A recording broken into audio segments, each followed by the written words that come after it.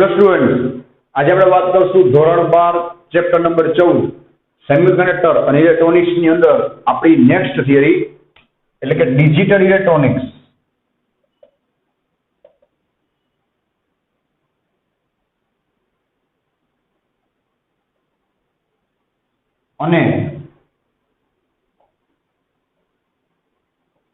અને logic gates. તો આને શરૂઆત કરતા પહેલા આપણે લોકો લાસ્ટ લેક્ચરનું રિવિઝન કરી તો તમને યાદ હોય તો લાસ્ટ વિડીયોની અંદર આપણે લોકોએ ઓપ્ટો ઇલેક્ટ્રોનિક ડિવાઇસીસ છે એને પૂરી કરી હતી. ઓપ્ટો ઇલેક્ટ્રોનિક ડિવાઇસીસ મતલબ કે જે પ્રકાશને લગતી એપ્લિકેશન ઉપર કામ કરે, કાં તો પ્રકાશ લેતી હોય અથવા તો કાં તો પ્રકાશ આપતી હોય. એ બધી ડિવાઇસીસ છે ભાઈ, એ બધી રચનાઓ છે એને શું કહેવાય? ઓપ્ટો અથવા ઓપ્ટુ ઇલેક્ટ્રોનિક રચના કહેવાય. જેમાં આપણે લોકો 3 રચના અત્યારે લગીમાં ભણ્યા. કઈ ભાઈ? તો કે ફોટોડાયોડ, એલઈડી અને સોલાર સેલ. જેમાંથી લાસ્ટ વિડીયોમાં આપણે લોકોએ સોલાર સેલ પૂરો કર્યો હતો. તો એની વાત આપણે ફટાફટ કરી તો આપણે વાત થઈ હતી કે ભાઈ સોલાર સેલ છે બરાબર છે, એની ખાસિયત શું છે? તો કે એ પણ એક જાતનો પીએન જંકશન ડાયોડ જ છે. પણ એ શું કરશે ભાઈ? એના ઉપર આવતી પ્રકાશ ઉર્જાને અથવા તો વિદ્યુત ચુંબકીય ઉર્જાને શું કરશે ભાઈ? ઈએમએફ માં એટલે કે વિદ્યુત ઉર્જામાં સંગ્રહ કરશે, રૂપાંતર તો કરશે જ, સાથે સાથે સંગ્રહ પણ કરશે. ફોટોડાયોડ છે બરાબર, એમાં શું હતું ભાઈ? એ પણ પ્રકાશને વિદ્યુતમાં ફેરવતી જ હતી. તો ફોટોડાયોડને આપણે રિવર્સ બાયસમાં યુઝ કરતા. જ્યારે આપણે વાત થઈ હતી કે સોલાર સેલ છે એને એક પણ જાતના બાયસિંગ કે બેટરી જોડવાની હોતી નથી, કારણ કે એ પોતે બેટરીનું જ કામ કરશે બરાબર છે.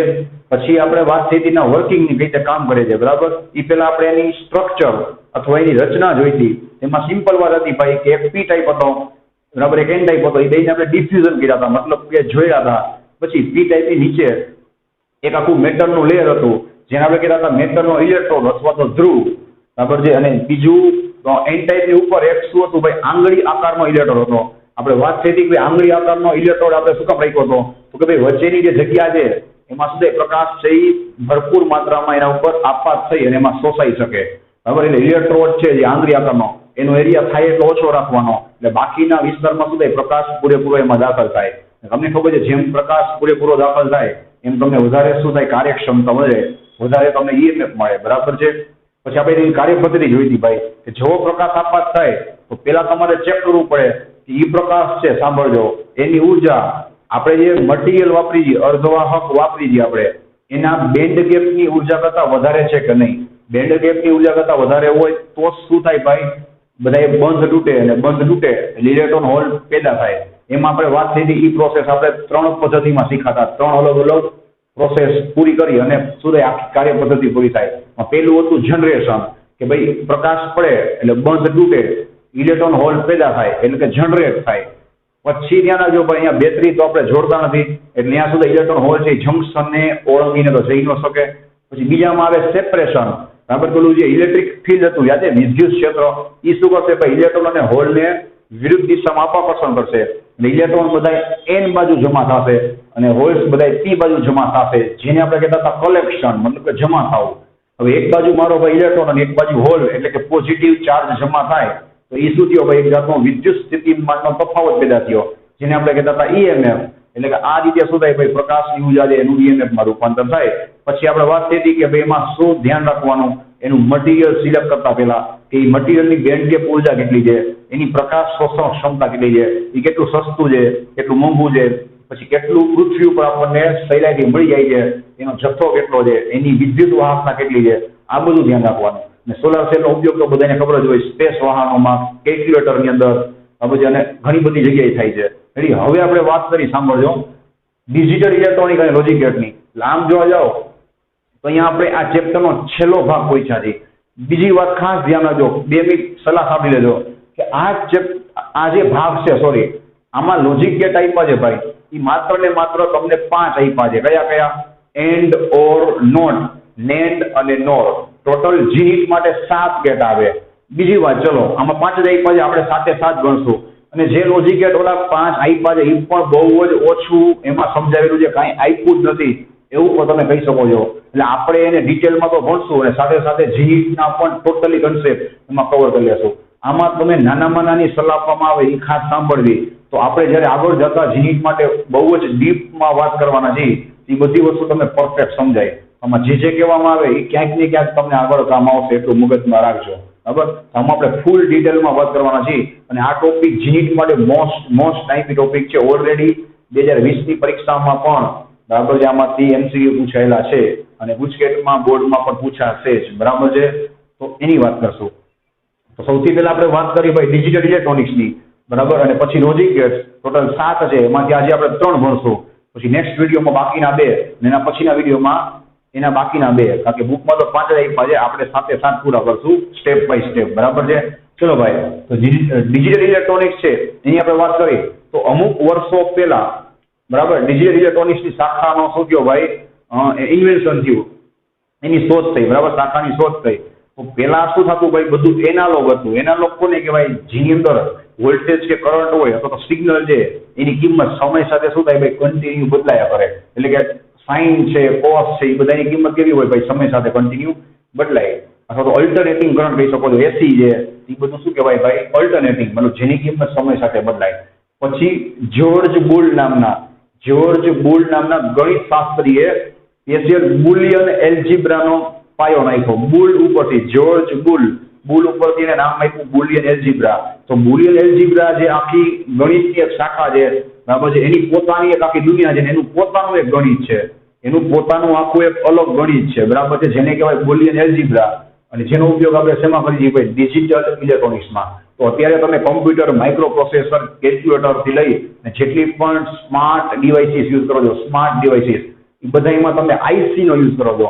એ બધી આઈસી છે ને ભાઈ, એ બધામાં આપણે લોકો ડિજિટલ ઇલેક્ટ્રોનિક્સનો અને લોજિક ગેટ્સનો ઉપયોગ કરીએ છીએ. લોજિક ગેટ્સ એટલે ખરેખર શું છે ભાઈ, જાતની આઈસી છે. બરાબર, ઇન્ટિગ્રેટેડ ચિપ અથવા ઇન્ટિગ્રેટેડ સર્કિટ, જેમાં આપણે લોજિક ગેટ્સનો શું કરીએ ભાઈ, ઉપયોગ કરીએ છીએ.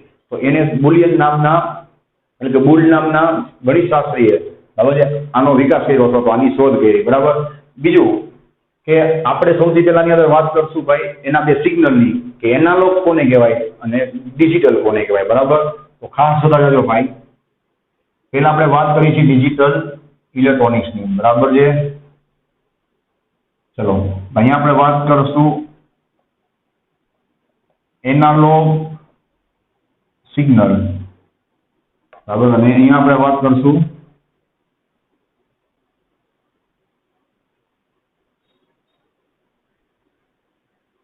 ડિજિટલ સિગ્નલની. બરાબર, તો એનાલોગ સિગ્નલ કોને કહેવાય ભાઈ, તો કે જેમાં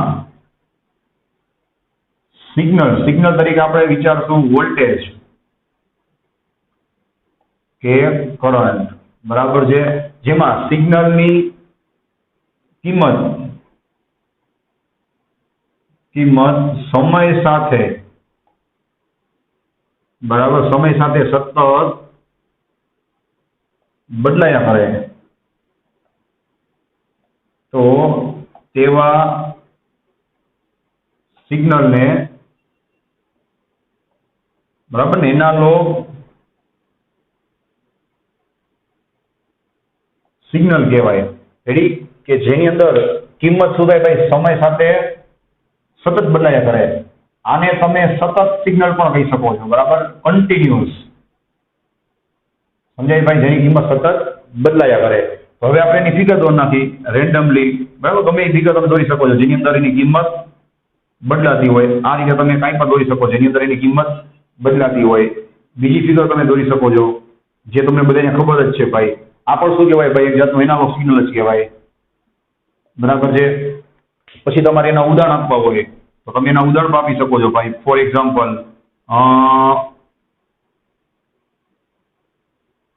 એમ્પ્લીફાયર છે, આ શું છે એમાં તમને કહું છું. બરાબર, પછી ઓસિલેટર છે, એ બધાના જે આઉટપુટ હોય કેવા હોય, એનાલોગ હોય, એટલે કે જેની કિંમત સમય સાથે કન્ટિન્યુ બદલાતી હોય. બરાબર, એમ્પ્લીફાયર તમે બધા નામ સાંભળ્યું છે ભાઈ, સ્પીકરની અંદર હોય, સ્પીકરમાં જેનું કામ શું છે ભાઈ, નાના સિગ્નલને મોટું કરે, એટલે કે ઓછો અવાજ હોય એને શું કરે ભાઈ, મોટો કરીને બતાવે. તો એ બધાનો જે આઉટપુટ છે ભાઈ, બરાબર, એ કેવો હોય, એનાલોગ હોય. ઓસિલેટર કોને કહેવાય તમને સમજાવું.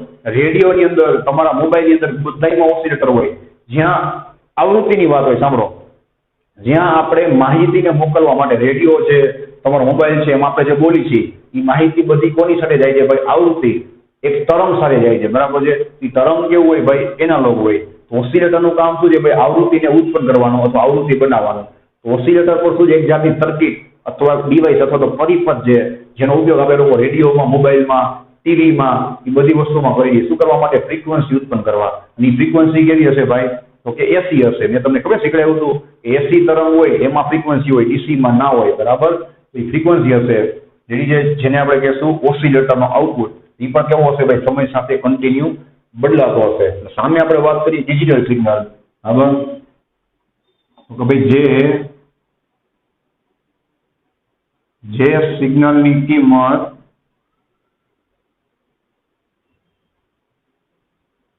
લઘુત્તમ, જેને તમને ખબર જ છે ભાઈ, બાઇનરી, બરાબર. બાઇનરી મતલબ શું થાય? દ્વિઅંકી. એમાં બે જ વસ્તુ લેવાની, કાં તો 0 કાં તો 1, કાં તો વધારે કાં તો ઓછું, કાં તો સારું કાં તો ખરાબ, કાં તો ઓન કાં તો ઓફ, ગમે કહી શકો તમે, બરાબર. જે સિગ્નલની કિંમત લઘુત્તમ, જેને આપણે કહીએ 0, બરાબર ને ભાઈ, અને મહત્તમ, જેને આપણે કહીએ છીએ 1, બરાબર. બંનેમાંથી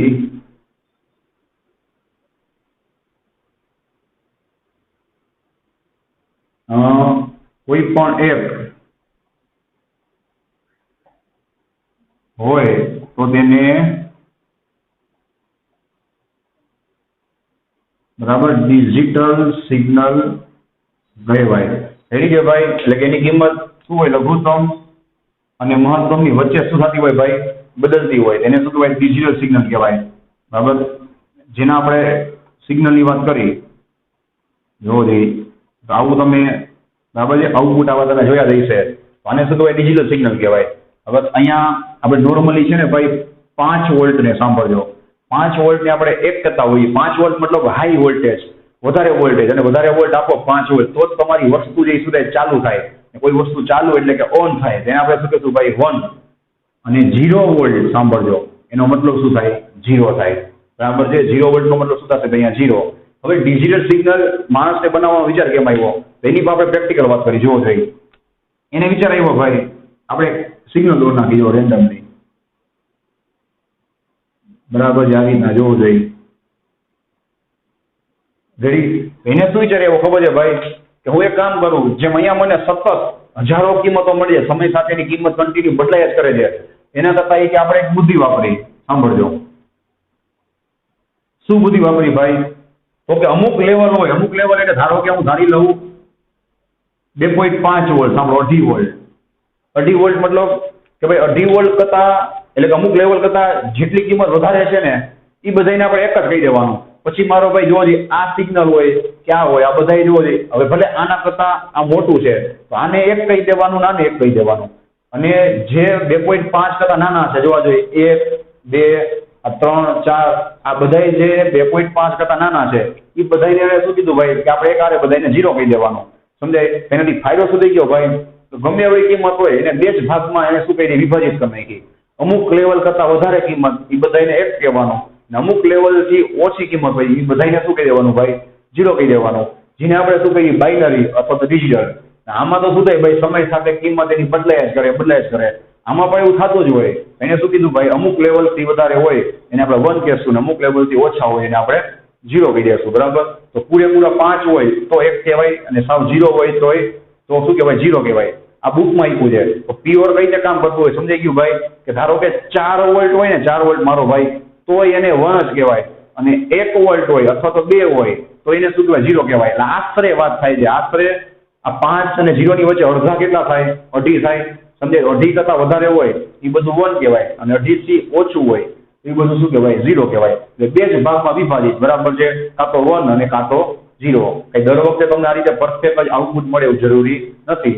એના તમારે 2 લેવલ પણ નાખવાના, જેને કહેવાય બાઇનરી, ડિજિટલ સિગ્નલ, બરાબર. હવે આપણે આગળ વાત કરી. ચલો ભાઈ, નેક્સ્ટ આપણે વાત કરી, મેં તમને જે સમજાવ્યું એના ઉપરથી તમને ખ્યાલ આવી જશે, લોજિક પદ્ધતિઓ. બરાબર. આ તમને ટેક્સ્ટ ઉપરથી આપણે એની માહિતી રાખવી પડશે, બરાબર. લોજિક પદ્ધતિઓ. તો ભાઈ અહીંયા 2 જાતની લોજિક પદ્ધતિ આપણે ભણશું. રેડી છે? એક હશે ધન લોજિક પદ્ધતિ બીજી તમે ભણશો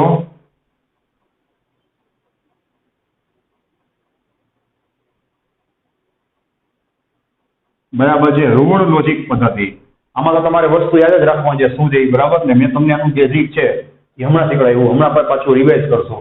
ધન લોજિક પદ્ધતિ કોને કહેવાય ભાઈ? તો ભાઈ જેમાં સાંભળજો, વધુ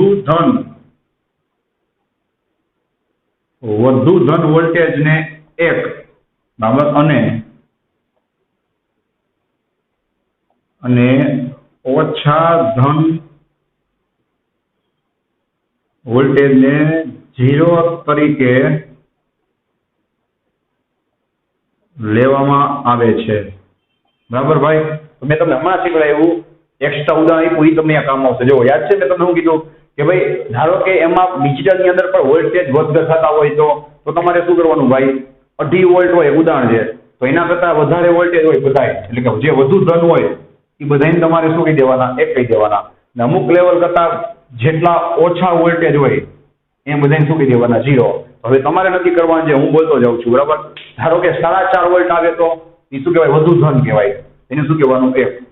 3.5 આવે તો એ પણ શું કહેવાય? વધુ ધન કહેવાય. શું કહેવાનું? 1. 1.5 હોય તો એ ધન જ કહેવાય પણ ઓછા છે તો એને શું લઈ લેવાનું આપણે? 0 તરીકે. બાઇનરીની ભાષામાં શું કહેવાય? 0. વોલ્ટ નથી બોલતો ભાઈ, બરાબર. આને શું કહેવાનું? બાઇનરીની ભાષામાં 0. પછી ધારો કે 2.7 વોલ્ટ હોય તો બાઇનરી ભાષામાં 2.7 એટલે અમુક લેવલ કરતા વધારે થયા હોય, 2.5 કરતા વધારે થયા એને શું કહેવાનું? બાઇનરીની ભાષામાં 1. ધારો કે 1.3 હોય તો એ સુધી 2.5 કરતા ઓછા એટલે કે ઓછા ધન વોલ્ટેજ થયા એને શું કહેવાનું? 0. તો હવે તમને ક્વેશ્ચન થાય જ ને ભાઈ કે વધુ ધન કોને કહેવાનું, ઓછા ધન કોને કહેવાય? એટલા માટે મેં તમને એક્ઝામ્પલ આપ્યું છે. આમાં બધું લખેલું નહીં હોય. શું કે અમુક લેવલ તમારે નક્કી કરી લેવાનું, આપણે સરેરાશ કેટલું લેવાનું? અડધું. એના કરતા વધારે હોય એ બધું 1, એના કરતા ઓછું હોય બધું 0. રેડી? સામેની બાજુ ઋણ લોજિક પદ્ધતિમાં શું લખવાનું ભાઈ? જે લખ્યું છે એવું જ, પણ અહીંયા ઋણ શબ્દ વાપરવાનું. બરાબર? કે ભાઈ જેમાં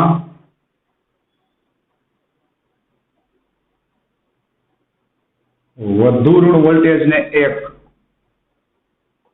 બરાબર ને અને ઓછા ઋણ વોલ્ટેજ ને 0 તરીકે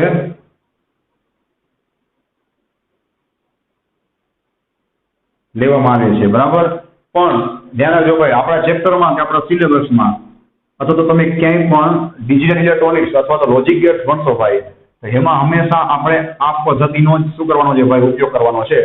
આ પદ્ધતિનો ઉપયોગ કરવાનો નથી. બરાબર? તો ખાલી યાદ રાખવા કે ક્યાંક કામ આવે, બરાબર, અચાનક પૂછાય તો ધ્યાનમાં હોય તો વાંધો ન આવે. એટલા માટે આપણે ભણ્યા. ને આ મેં તમને આખું પરફેક્ટ સમજી દીધું. બરાબર? આના કરતા ઊંધું આ કામ કરે. આમાં તમારે વધુ ઋણ ને ઓછા ઋણ એના ઉપર ચાલવાનું, એટલે એક જાતનું ગણિત જ લગાડવાનું છે. વસ્તુ બેમાં સેમ જ રહેશે પણ આપણા સિલેબસમાં આપણે આનો ઉપયોગ કરશું. બરાબર છે? ધનનો. રેડી? હવે આપણે વાત કરી લોજિક ગેટ્સની અંદર આપણે શું ભણશું ને એના બેઝિકની. રેડી? ચલો ભાઈ, લોજિક ગેટની વાત કરી તો સૌથી પહેલા આપણે લોકો લખી લોજિક ગેટની વ્યાખ્યા. હવે લોજિક ગેટ કોને કહેવાય? તો કે ભાઈ એકદમ સિમ્પલ વાત છે. કોઈ પણ પરિપથના જે આપણે પરિપથ ભણશું, બરાબર, કોઈ પણ પરિપથને તેના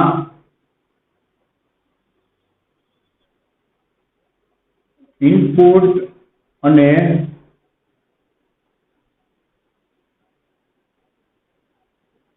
આઉટપુટ વચ્ચે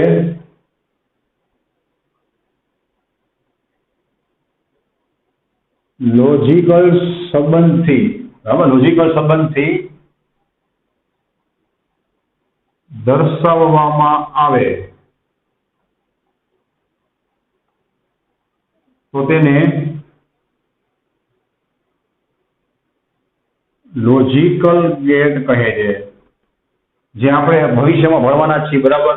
તો તમે કોઈ પણ પરિપથ લ્યો અને એના ઇનપુટ અને આઉટપુટ વચ્ચે તમે લોકો લોજિકલ સંબંધ બનાવો. લોજિકલ સંબંધ એટલે કયો? મેં તમને કીધું ને, બુલિયન એલ્જીબ્રાથી તમે ગાણિતિક સંબંધ બનાવો, બરાબર. એની વચ્ચે કંઈક લોજિકલ તમે આખું એક ડેવલપમેન્ટ કરો, બરાબર છે, એક ગણિત ડેવલપમેન્ટ કરો. તો અહીંયા શબ્દ જ પકડજો ભાઈ, લોજિક ગેટ એટલે એટલું તો સમજી જ લેજો કે આમાં તમે બોક્સ તો કોઈ દી ભેગું નહીં થાય, પ્યોર આ લોજિક ઉપર ચાલવાનું છે, બરાબર. તો તેને શું કહેવાય ભાઈ? લોજિક ગેટ કહેવાય. ચલો, લોજિક ગેટમાં આપણે કેટલી કેટલી વસ્તુ બતાવશું જોવું જોઈએ એની વાત કરી લઈએ, બરાબર. ચલો, પહેલા આપણે એની અંદર દરેક સર્કિટ આપણે ભણશું. સાંભળો, મેં કીધું તમને ટોટલ આપણે 7 ગેટ ભણશું જી સહિત. તો એ 7 ગેટમાં શું બતાવશું? આપણે એનો સિમ્બોલ બતાવશું, બરાબર. સિમ્બોલ કોને કહેવાય ભાઈ? તો તમને ખબર જ છે કે એને દર્શાવતી એક રચના, બરાબર ને. કોઈ પણ ગેટ છે એને દર્શાવતી એક રચના છે. પછી આપણે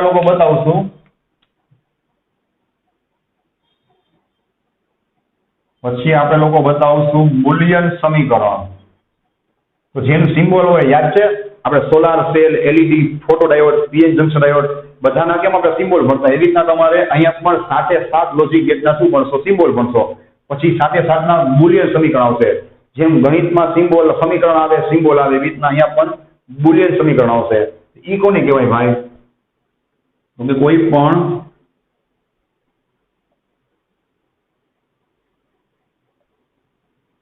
પણ લોજિક ગેટની ગાણિતિક રજૂઆતને, બરાબર, કોઈ પણ લોજિક ગેટની ગાણિતિક રજૂઆતને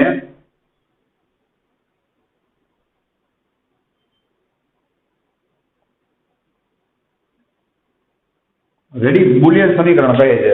તમારે એક જ શબ્દ યાદ રાખવાનો છે ભાઈ, એની ગાણિતિક રજૂઆત મતલબ ગણિતના સ્વરૂપમાં તમે કોઈ સમીકરણ બનાવો એને શું કહેવાય? બુલિયન સમીકરણ કહેવાય. તો આટલી વસ્તુ આપણે દરેક ગેટમાં યાદ રાખજો, દોરવાની અને સમજવાની અને લખવાની છે.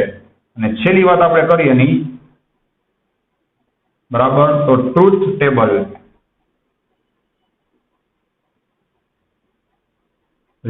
Truth table. તો ટ્રુથ ટેબલ કોને કહેવાય ભાઈ? આપણે 7 ગેટમાં એક ઇનપુટ અને આઉટપુટ વચ્ચે સંબંધ ધરાવતો ટેબલ બનાવશું, એને કહેવાય ટ્રુથ ટેબલ, બરાબર. જે તમે ભણશો એટલે તમને આઈડિયા આવી જશે, બરાબર. જે તે સમયે શું લખશું ભાઈ? જોવું જોઈએ.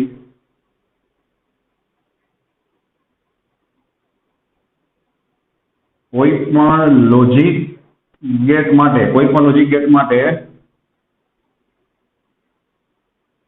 ઇનપુટ અને આઉટપુટ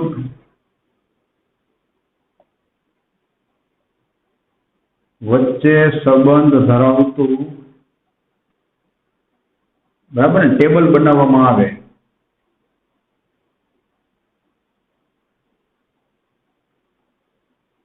તો તેને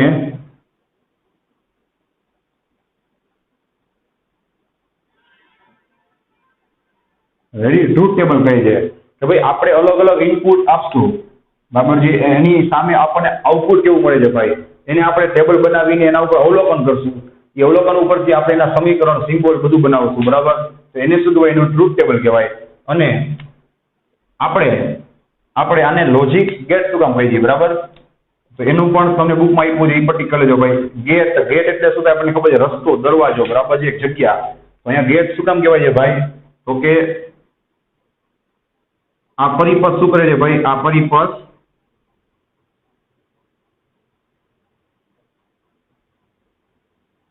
ઇનપુટને,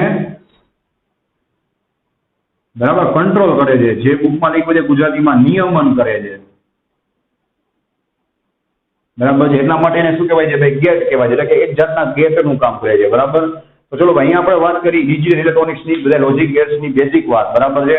અને મેં તમને શું કીધું ભાઈ? અહીંયા ટોટલ આપણે 7 ગેટ ભણવાના છીએ, જેના નામ તમને લખી આપું છે, બરાબર છે. જો એન્ડ ગેટ, પછી ઓર ગેટ, નોટ ગેટ, આ રીતે તમે યાદ રાખશો, બરાબર. પછી આને કહેવાય નેન્ડ ગેટ અથવા નંડ ગેટ કહે છે. આપણે શું કહીશું? NAND gate. આ નેન્ડ ગેટ છે એ એન્ડ માંથી જ બને. જુઓ, નેન્ડમાં AND શબ્દ આવે છે, જોયું. પછી આવશે નોર ગેટ. નેન્ડ ગેટ પછી નોર છે, જો તમને દેખાય છે શેમાંથી બને? ઓર માંથી. અને જે તમારી બુક માંથી પણ આપણે ભણશું XOR ગેટ. દેખાય? XOR ગેટ અને XNOR ગેટ, બરાબર છે. તો આટલા 7 ગેટ ભણવાના છે.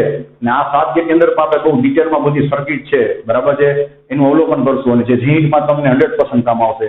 અને 7 ગેટ પૂરા થાય પછી ઘણું બધું છે, બરાબર છે, જે પણ આપણે એક્સ્ટ્રા જીઈ માટે ભણવાના છીએ. રેડી? ચલો ભાઈ આનું રિવિઝન કરી નેક્સ્ટ ટાઈમ આપણે મેઇન વસ્તુ આપણે સ્ટાર્ટ કરશું and or not gate ready છે. So thanks for watching this video. Take care of yourself and see you soon in the next lecture.